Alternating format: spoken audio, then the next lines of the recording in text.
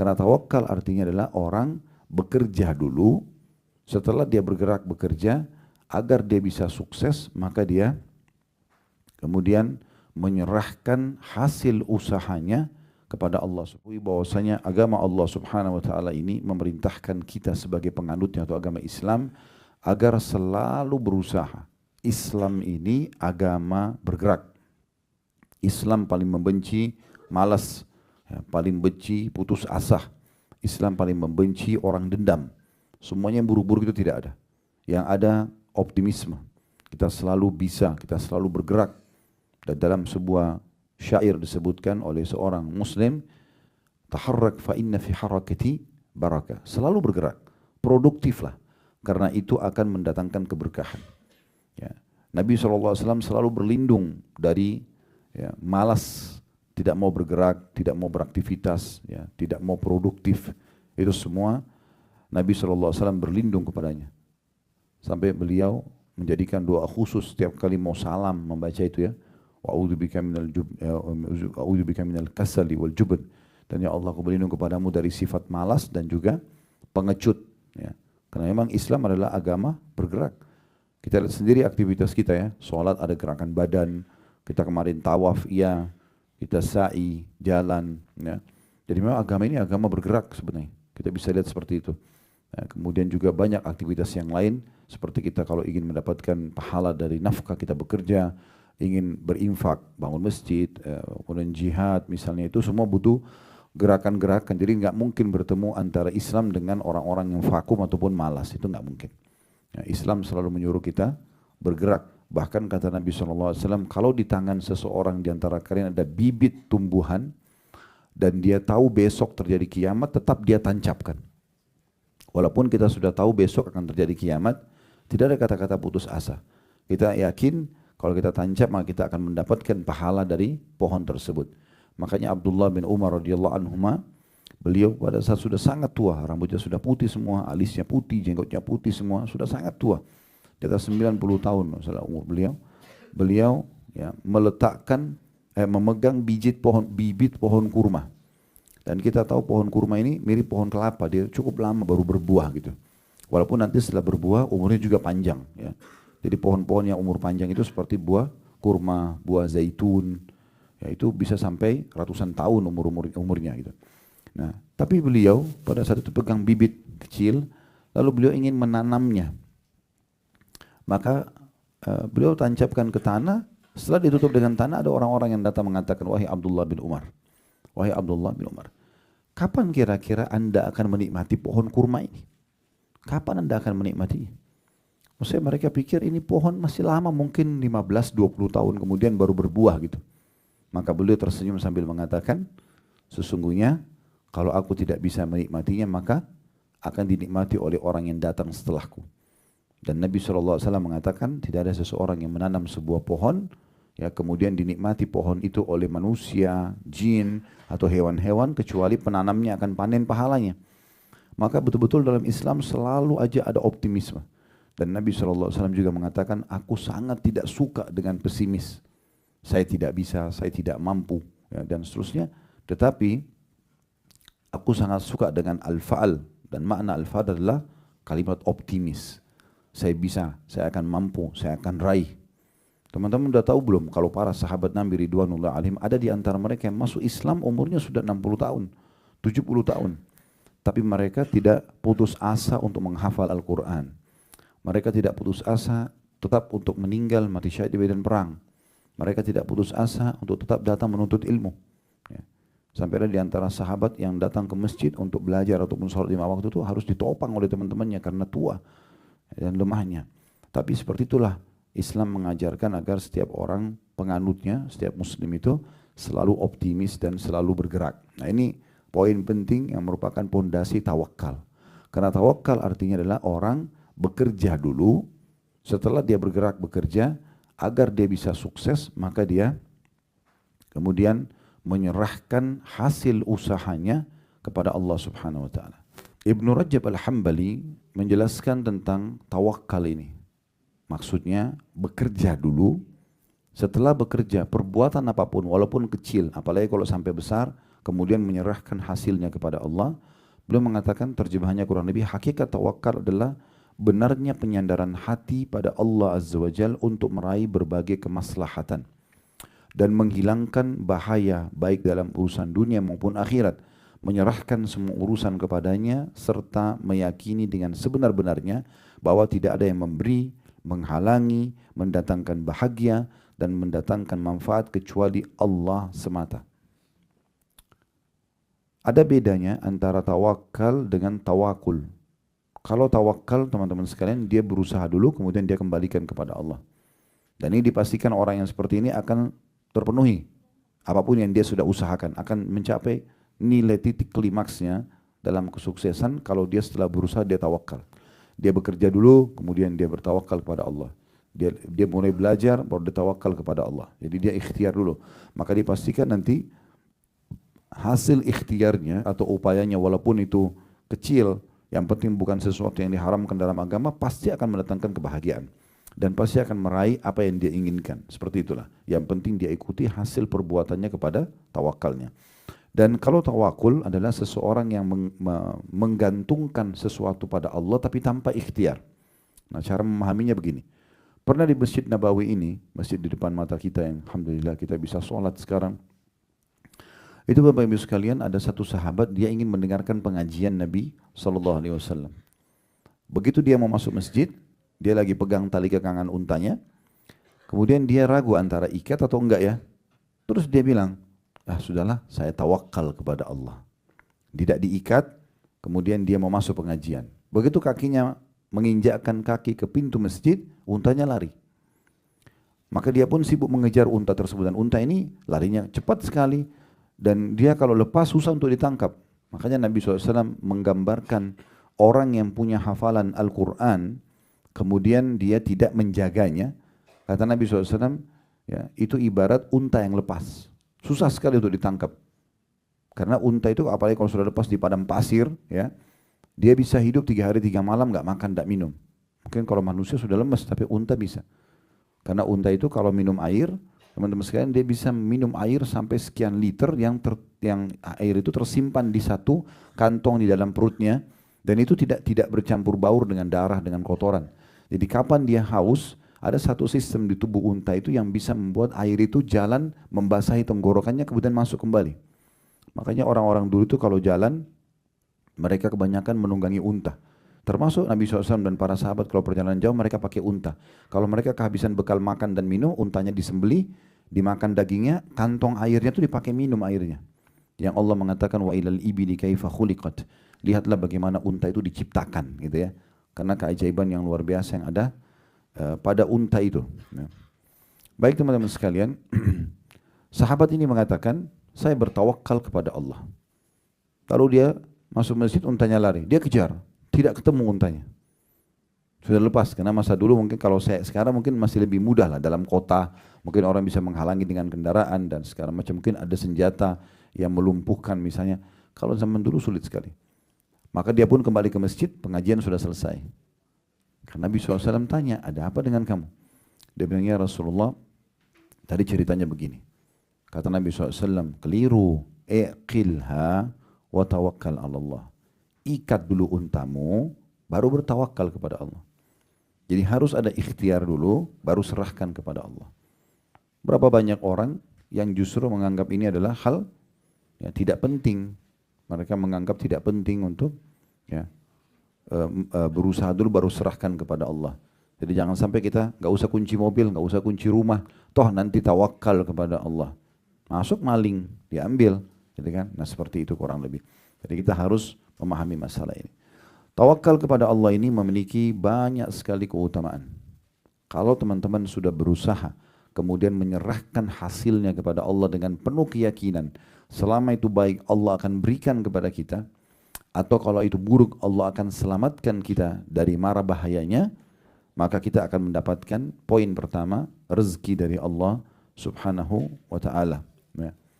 Karena Allah menyebutkan dalam surah At-Talaq, surah nomor 65 ayat 3. Potongan ayatnya, wa may yatawakkal 'alallahi fahuwa hasbuh. Siapa yang bertawakal kepada Allah, maka Allah akan jadi pencukup baginya. Jadi ini pencukup ini Ibnu Rajab mengatakan tawakal adalah seutama-utama sebab untuk mendapatkan rezeki. Karena memang Allah mengatakan fahuwa hasbu. Allah akan jadi pencukup baginya, maksudnya semua kebutuhan dia akan dipenuhi oleh Allah Subhanahu wa taala. Ya, tentu surat Talaq ayat 3 ini sebelumnya itu Allah menyebutkan ya, wa may yattaqillaha yaj'al lahu makhraja, siapa yang bertakwa kepada Allah, dia patuh kepada Allah, maka Allah akan berikan kepadanya jalan keluar dari permasalahan hidupnya. Lalu wa yarzuqhu min haitsu la yahtasib, dan Allah akan memberikan rezeki dari tempat tidak disangka-sangka kepadanya ya. Wa may yatawakkal 'ala Allah fa huwa hasbuh.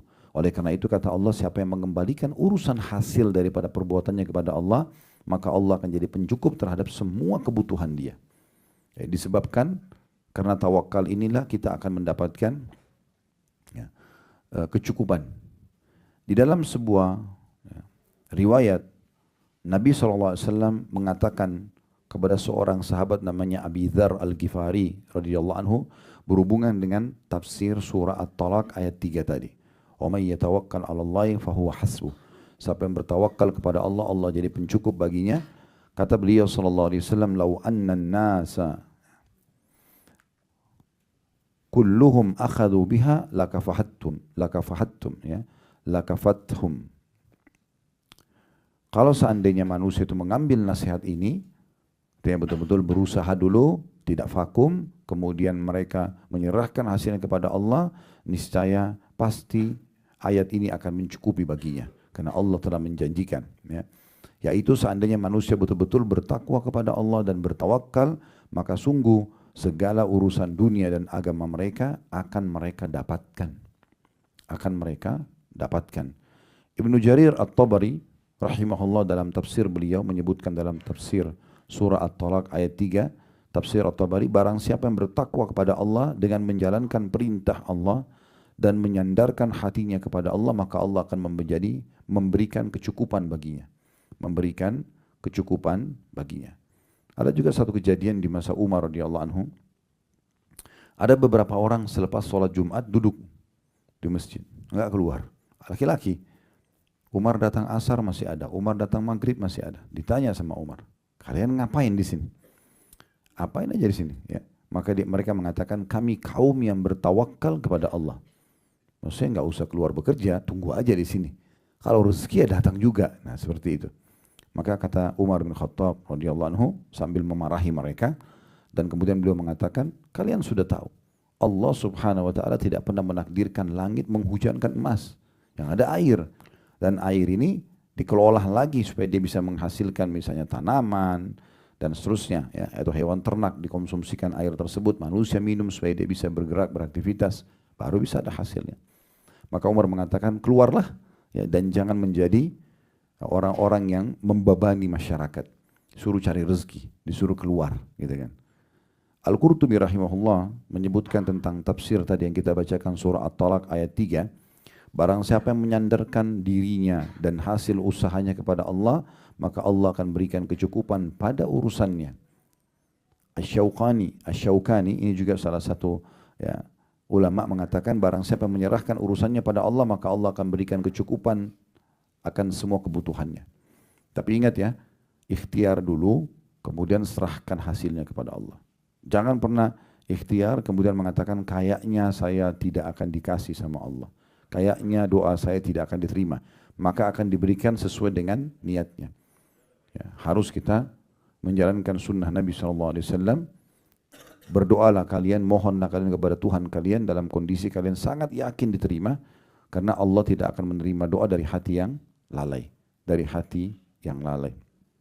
Oleh karena itu teman-teman sekalian kita harus paham tentang poin ini ya. Jangan tadi seperti orang-orang yang belum ikhtiar, kemudian mereka langsung mengatakan mereka bisa mendapatkan rezeki. Baik, bagaimana Ustadz memahami poin tentang rezeki yang bisa datang kepada seseorang ya, walaupun dia tidak berikhtiar, dengan memahami masalah tawakal. Di sini dirincikan oleh para ulama.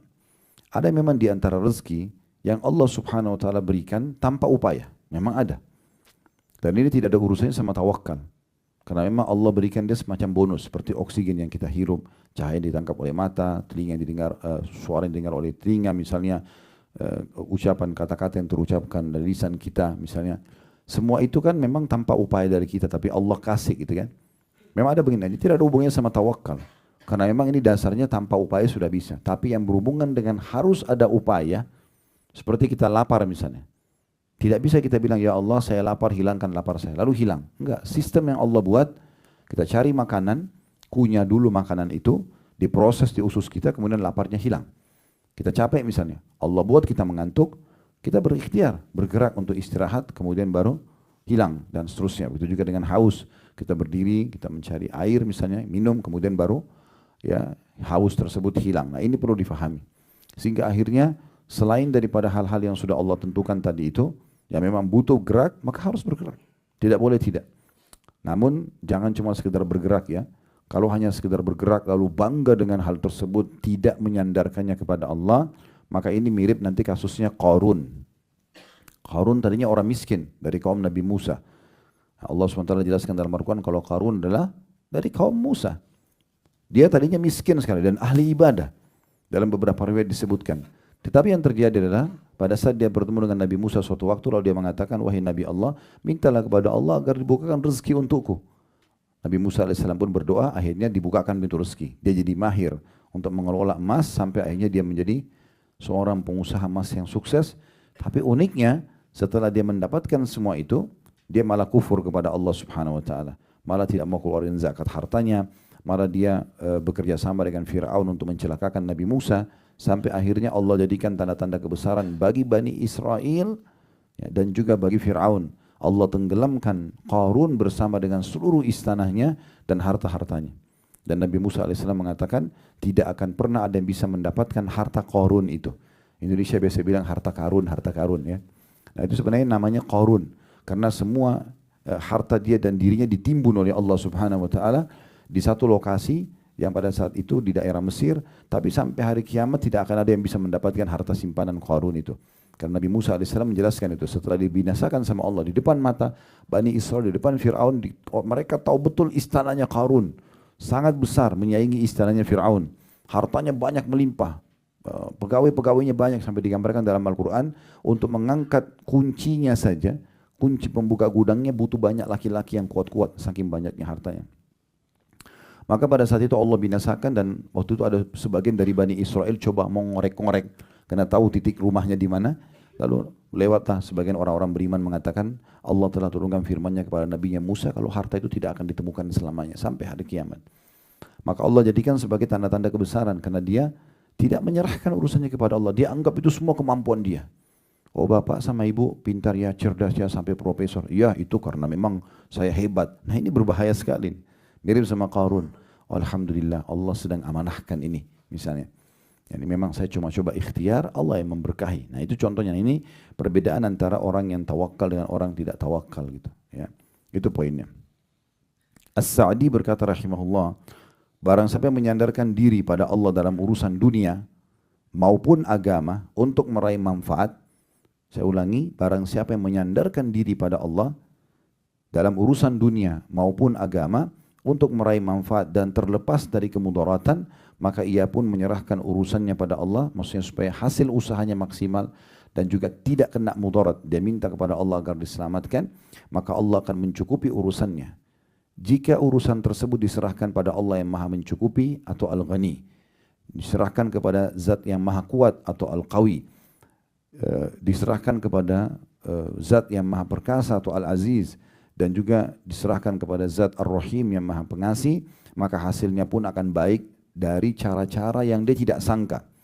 Namun kadang hasil tersebut tidak datang saat itu juga dan diakhirkan sampai waktu yang paling tepat. Maka maha suci Allah yang lebih mengetahui kapan seorang hamba itu mengetahuinya atau kapan hamba itu akan mendapatkannya. Jadi kalau misalnya teman-teman sudah ikhtiar nih, kita berusaha buka usaha, kita berikhtiar untuk dapat anak, berikhtiar untuk mendapat pasangan, berikhtiar apa saja, kita sudah ikhtiar nih maksimal. Menurut kita begitu. Nah, tinggal tawakal kepada Allah, serahkan kepada Allah dengan dia dalam hati begitu, menyandarkan ini hasilnya kepada Allah, maka Allah akan mudahkan nanti. Ada orang yang diberikan langsung, ada orang yang ditunda sampai waktu yang Allah lebih tahu itu tepat buat dia. Kalau diberikan misalnya sekarang, maka mungkin akan luput dari dia syukur, akan luput dari dia mendapatkan pahala sabarnya misalnya. Tapi Allah terlambatkan sampai waktu tertentu. Tapi yakinlah teman-teman sekalian, tidak ada orang yang berdoa di muka bumi ini muslim asal dia ikhlas kepada Allah kecuali akan diijabah. Itu perkataan Nabi SAW dalam hadis sahih. Tidak ada seorang muslim yang berdoa di muka bumi ini kecuali pasti akan diijabah oleh Allah Subhanahu wa taala. Dalam riwayat lain, kecuali melalui 3 tahapan. Yang pertama diberikan langsung pada saat itu, yang kedua akan dihilangkan musibah akan menimpa dia dengan doa itu, atau akan disimpankan dalam bentuk pahala yang dia panen pada hari kiamat. Kenapa Ustaz masih ada doa saya yang belum saya lihat hasilnya? Mungkin dia belum tawakal. Dia belum menyandarkan urusan itu kepada Allah. Tidak diikuti dengan keyakinan Allah akan terima, tapi ragu-ragu. Diterima enggak ya? Ya, kok saya belum lihat hasilnya? Nah ini yang Nabi SAW mengatakan. Akan diterima permintaan seseorang dari kalian selama dia tidak tergesa-gesa. Kata para sahabat, ya Rasulullah bagaimana cirinya orang tergesa-gesa? Kata Nabi SAW, dia mengatakan aku telah berdoa, belum lihat hasil, lalu dia berhenti berdoa. Sehingga akhirnya dia tidak jadi mendapatkan apa yang diharapkan tersebut. Ya, jadi ini poin pertama, Allah akan berikan kepadanya rezeki dari tempat tidak disangka-sangka dengan bertawakal kepada Allah Subhanahu wa taala. Yang kedua yang didapatkan adalah, tentu juga ada sebuah riwayat sahih, riwayat Bukhari ya. Kata Nabi SAW, kalau kalian betul-betul bertawakal kepada Allah, niscaya Allah akan memberikan kepada kalian rezeki seperti ibarat seekor burung yang keluar pagi hari dalam kondisi lapar, pulang di sore hari dalam kondisi perutnya sudah kenyang. Dari mana rezekinya nggak tahu. Tapi burung-burung, hewan-hewan, semuanya miliaran makhluk di muka bumi ini yang punya denyut kehidupan, mereka diberikan rezeki oleh Allah SWT. Dari kecil sampai besar, dan berapa banyak nikmat Allah yang melimpah yang sudah kita nikmati dari makanan, dari minuman, dari pakaian dan segala macam hal yang mungkin kalau kita hitung tidak akan mungkin bisa mampu kita menulisnya atau menghitungnya karena terlalu banyak. Ya. Manusia mudah kufur nikmat, mudah melupakan nikmat Allah Subhanahu wa taala, maka akhirnya mereka tidak bisa menilai kebaikan Allah Subhanahu wa taala. Jadi kalau kita betul-betul bertawakal seperti seekor burung, maka akan diberikan oleh Allah Subhanahu wa taala. Saya berikan contoh yang lain. Pernah ada seorang salafus saleh dulu, dia keluar dari kebun kurmanya, kemudian dia melihat ya, di kebun kurma itu pekerjaan sangat banyak dan sangat letih dia, capek sekali. Maka dia pun keluar dari kebun kurmanya, sebelah kebun kebetulan ada sungai. Dia duduk di situ, kemudian dia melihat ke arah air tersebut sambil dia mengatakan, kalau seandainya Allah memberikan balasan maksimal dari usahaku hari ini, aku capek sekali. Sebagai rezekiku, dia minta agar Allah berikan hasilnya. Lalu Allah berikan pelajaran penting kepada dia. Apa pelajarannya? Tiba-tiba di depan matanya disebutkan dalam kisah ini, lewat sebatang pohon. Di atas batang pohon itu ada seekor burung bangau, matanya buta burung bangau itu, dan salah satu kakinya patah. Dia berada di atas satu dahan pohon. Di atas dahan pohon kakinya, dia cuma tertembak dengan satu kakinya, matanya buta, dan di atas batang pohon kakinya satu patah, dan dahan pohon itu lagi jalan mengalir bersama air. Maka orang ini mengatakan, saya ingin tahu bagaimana Allah memberikan rezeki kepada burung bangau ini. Subhanallah, sementara dia lagi merenungi kejadian tersebut, Allah ingin menghiburnya dan memperlihatkan kepada dia sebuah pelajaran penting. Maka dari kejauhan ada satu burung elang terbang, kemudian mencengkram ikan dengan kukunya. Setelah itu dia terbang kembali. Pas burung elang itu terbang, lepas cengkeraman kakinya dari ikan yang dia pegang, cengkeraman kukunya ke ikan itu, dan ikan itu jatuh pas di depannya burung bangau yang ada di atas batang pohon tadi. Burung bangau ini hanya mencium bau ikan, kemudian menurunkan kepalanya lalu kemudian memakannya. Lalu dia mengatakan, Maha Suci Allah yang telah menentukan rezeki hamba-hambanya. Dalam kisah yang lain, Ibnu Qayyim rahimahullah juga pernah, beliau melihat ada seekor ular pada saat beliau ingin menuju ke satu tujuan, dan ada ular jalan di semak belukar, tapi kelihatan ular itu terlihat matanya semuanya putih. Ya.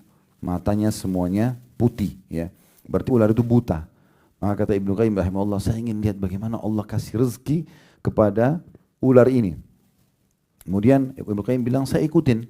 Ular itu pelan-pelan di antara semak belukar, ular ini jalan terus sampai kesentuh badannya di satu dahan pohon, dia pun naik ke atas. Begitu dia naik ke atas, Ibnu Qayyim bilang, saya angkat kepala saya melihat ular ini mau kemana. Ada dahan pohon, ya.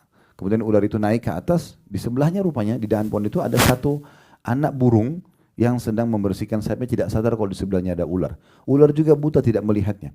Tapi begitu dia mencium bau bulung tersebut, dia menyergapnya dan memakannya. Kata Ibnu Qayyim, Maha Suci Allah yang telah menentukan rezekinya burung ini. Ya. Dan ini sebuah hal yang luar biasa gitu. Kemudian teman-teman sekalian, yang kedua yang bisa kita dapatkan adalah seseorang kalau bertawakal selain mendapatkan rezeki, maka juga dia akan masuk surga tanpa hisab.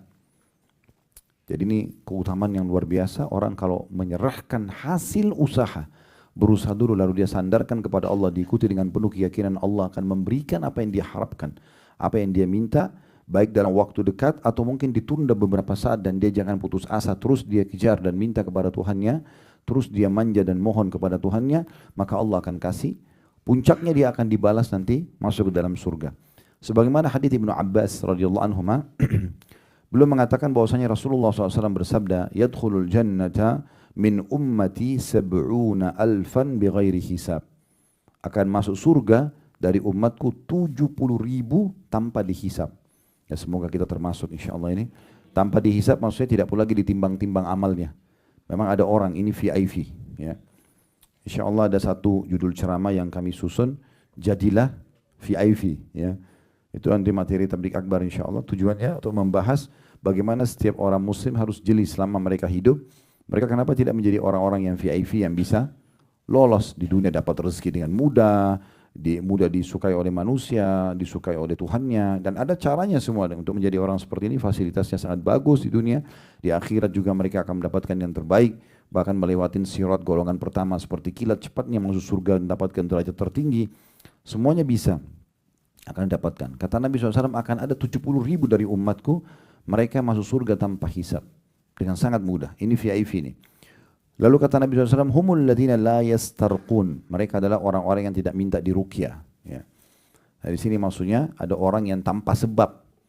Tidak ada masalah sihir, tidak ada masalah apa, tapi mereka suka bergantung pada ruqyah. Bisa bermakna itu, kalau ruqyahnya adalah ruqyah membaca ayat-ayat Al-Quran untuk berobat, atau bisa juga bermakna ruqyah di sini adalah ruqyah, ya, minta dalam secara etimologi atau bahasa, minta guna-guna, orang yang minta diguna-gunain, ya. Karena dia dalam secara etimologi juga bisa bermakna bacaan yang ditiupkan, gitu ya. Tapi intinya di sini sebenarnya ulama mengatakan mereka tidak minta ruqyah, tidak minta untuk dibacakan ayat-ayat, sementara mereka tidak bermasalah.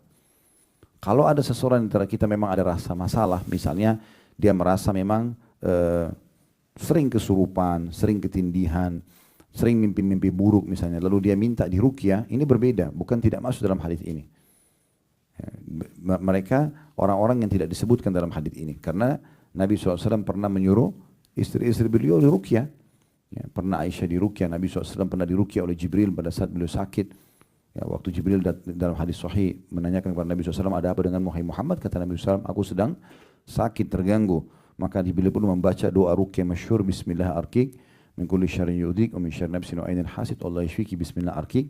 Maka ini ya, yang dibaca oleh Jibril kepada Nabi Muhammad SAW tentang doa ruqyah. Ya, berarti dibolehkan gitu ya. Bahkan kata Nabi SAW, la ba'sa birruqyah ma lam takun syirkan. Boleh beruqyah selama tidak ada kesyirikan di situ.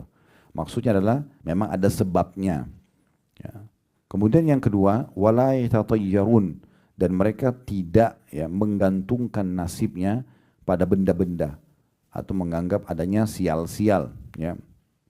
Maka ini juga ciri orang yang masuk surga tanpa hisab. Mereka tidak tatayur. Nah, asal mula bahasa tatayur Bapak Ibu sekalian adalah orang-orang Arab dulu. Mereka punya satu tradisi. Mereka datangin satu dukun di Mekah. Dukun itu dibayar. Kemudian dukun ini siapin satu kotak. Di situ ditaruh 3 lembar bulu burung merpati, ditulis lakukan, yang kedua tidak lakukan, yang ketiga kosong. Setiap kali dia melakukan satu aktivitas, maka dia selalu menggantungkan nasibnya pada buru-burung itu. Dia datang, dibayar dukun itu, dimasukkan tangannya dalam kotak, dia dengan tutup mata, nanti kalau keluar tulisan lakukan berarti dianggap dia akan sukses, kalau keluar jangan lakukan berarti dianggap akan ada musibah menimpa kalau dia lakukan, safar, bekerja, menikah dan seterusnya. Dan kemudian kalau keluar yang tidak ada tulisan dia harus mengulanginya. Ini namanya tatayur. Atau ada tradisi jahiliyah yang lain, mereka ambil burung, kemudian mereka terbangkan burung itu. Kalau ke arah yang dia akan pergi ke sana, ya, misalnya dia mau ke arah barat, burungnya itu terbang ke arah barat, berarti dia akan selamat di jalan. Kalau arahnya ke arah lawan arahnya yang dia mau pergi berarti dia akan celaka. Nah, ini namanya tatayur, ini tidak boleh. Ya, kalau Bapak Ibu ingin masuk surga tanpa hisab tidak boleh tatayur. Nah, masuk dalam tatayur ini seperti kemarin kita kasih contoh ya, kalau tangan kanan gatal, ya itu kemudian mau keluar uang, tangan kiri gatal mau dapat uang, kelopak matanya kedap-kedip atas mau senang, kalau di bawah mau sedih, ya apalah, mungkin Bapak Ibu lebih tahu tradisi di sebagian kota kita, maka itu semua tidak boleh, itu masuk dalam tatayur, ya menggantungkan nasib pada benda-benda seperti ini nggak boleh, atau menganggap ada hari sial, ya hari Selasa itu dianggap hari sial misalnya. Kalau ada orang kecelakaan, oh memang karena hari Selasa, nah itu semua termasuk tatayur. Kemudian Nabi SAW mengatakan ciri yang ketiga orang masuk surga tanpa hisab, wa ala rabbihim yatawakkalun, dan mereka bertawakal kepada Rabb mereka. Ternyata ini penyebab seseorang itu masuk ke dalam surga tanpa hisab, masuk ke dalam surga tanpa hisab. Jadi ini penting sekali untuk difahami, ya. Dari dalam merealisasikan tawakal ini tidaklah menafikan seseorang untuk berusaha dan mencari sebab-sebab yang telah Allah tentukan. Ya, bahkan dianjurkan orang untuk berikhtiar dan mencari sebab-sebabnya. Hanya saja setelah dia berusaha, maka dia serahkan kepada Allah Subhanahu wa ta'ala.